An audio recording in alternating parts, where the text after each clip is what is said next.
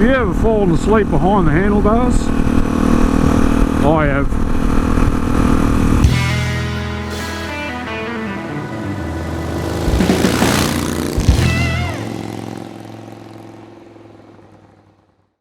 Now, g'day everybody and welcome back. Yeah, I have. It was not... Good God, mate. You want to just try and keep that thing on the road. Pegging rocks at me, you dickwit. Anyhow, yes, it was just a story that happened to me bloody decades and decades ago. I might have even still been an apprentice. Late teens, maybe early 20s. I lived, if you know, anyone who knows southeast Queensland, I lived in a place called Logan Village, which is sort of on the fringe of the northern end of the Gold Coast. And I was going out with a girl who lived in Pittsworth, as you do, which is, you know, on the Warrego Highway. If you can get a good run, it's about 3.5 hours, I suppose, from where I lived. Anyway, long story short, she came with me to a wedding, and it was my uncle's wedding, and it was a backyard wedding on a bloody Sunday. Who does that? Who gets married on a Sunday? So I had the Monday off work, and in actual fact, now I remember, it was directly after I finished my apprenticeship, because it was the first job I had when I finished my apprenticeship, and I was employed by a performance engine builder at Springwood at the time, and he gave me a day's grace to start, and I was due to fire up on the due to start work on the Tuesday rather than the Monday. So I had the Monday off, and I said to my girlfriend at the time, oh well, we'll take the bike and we'll ride up to the Sunshine Coast, go over the Glasshouse Mountains, out through Esk and onto Toowoomba and out to Pittsworth that way, which is a really long way around. However, it is a much more scenic route. And it was a warm day, and off we went, and she was part squid, so she had like 3/4 length denim pants on. She had a t-shirt with an open crocheted pullover, open weave thing, a helmet and gloves and sand shoes.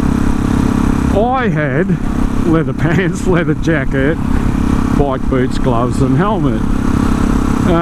Anyway, we took off and we were having a lovely day, and then I started to head over the Glasshouse Mountains, and the bike started handling funny, and I realised fairly quickly that I was losing air out of my back tyre, so I pulled over, and sure enough it had gone down, and it was as flat as a tack. So I had to I was miles from anywhere, and I had to push the bike uphill, like a steep hill. So I'm shoving and pushing and bloody for hours, and I stopped somewhere. You didn't have mobile phones in those days, and there were no phone booths out there. I stopped at a property and walked up the driveway and asked if I could borrow the phone. They didn't have a phone. Eventually a man stopped in a ute. It was a white Holden 1-ton ute, HJ or something, and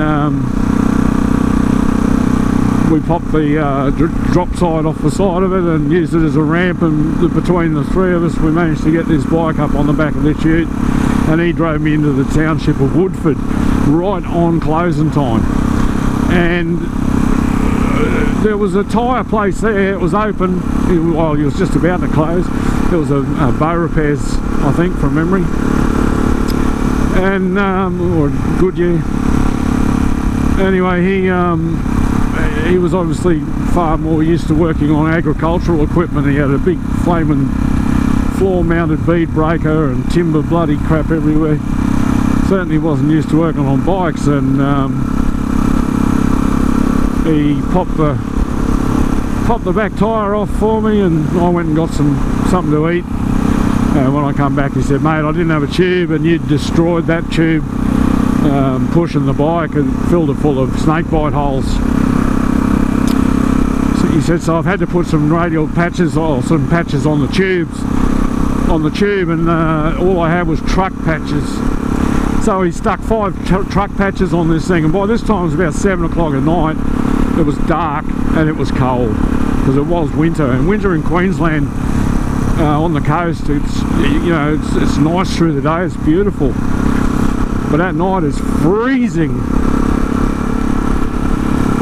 So I thanked him very much. I paid him and we drove off with a bloody back wheel that was so out of balance, and I had no idea where I was going. I was freezing cold and I just kept on trucking. We just rode off into the darkness. And it got colder and colder, and poor old Tanya on the back, that was the name of the girl that I was going out with, she was frozen solid, and she's not much of her, she was only a little thing, and she was tucked in behind me and just sort of trying to keep out of the cold air in front. But yeah, we're riding along on the bike, and I remember I went through a cutting, probably doing 100 kilometres an hour, 60 mile an hour. I dropped into a cutting, a right-hander, and there was a bloody cow in the middle of the road. And like I said, there was no street lighting, it was pitch black. All I had to rely on was like a 1981 Honda front headlight. And it took me a bit by surprise. I managed to stand the bike up and go around the cow. Thankfully I didn't run into it, and it didn't take off and run into me. Anyway, that shook me up a bit. I sort of slowed down a bit after that. I kept on going, and then a hare, because we don't in Queensland there's no rabbits. Well, there are, but they're illegal to have in Queensland. But there are hares, and a bloody hare tried to commit suicide in front of me and ran out and frightened the shit out of me again.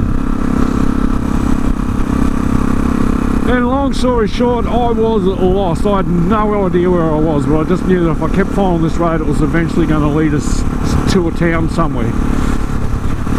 And I was that cold, I was numb with pain, and I saw a building come into view at a car park. It was a commercial premises, and it had a smoke coming out of a wood-fired chimney.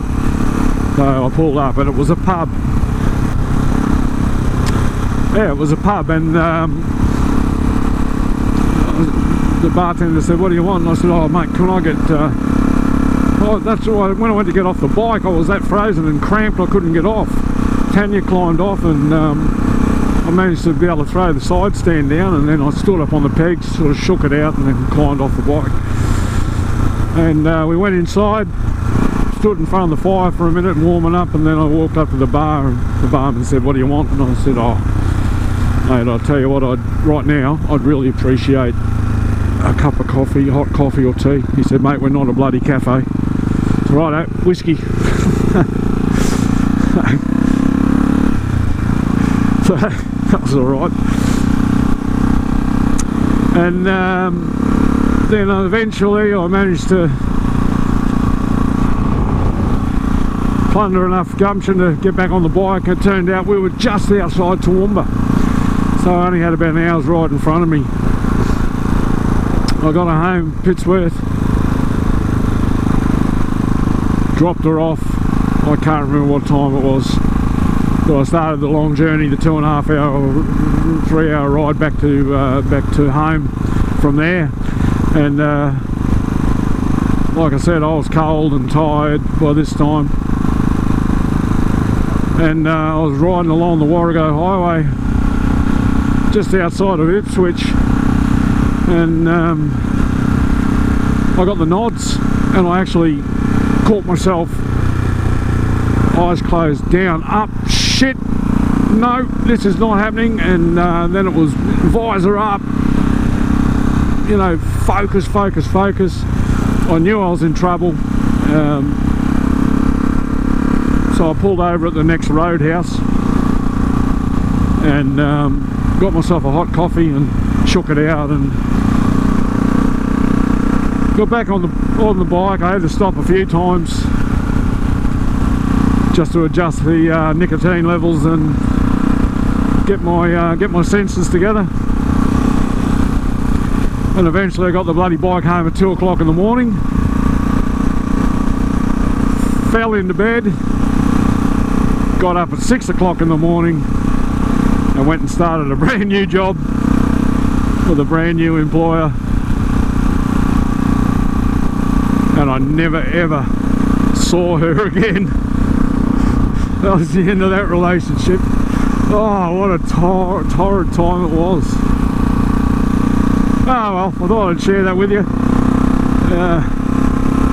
Dumb things we do, eh? Thanks for watching. Don't forget to like, subscribe and comment, and I'll catch you next time on Andy's Motorcycle Obsessions. Bye for now.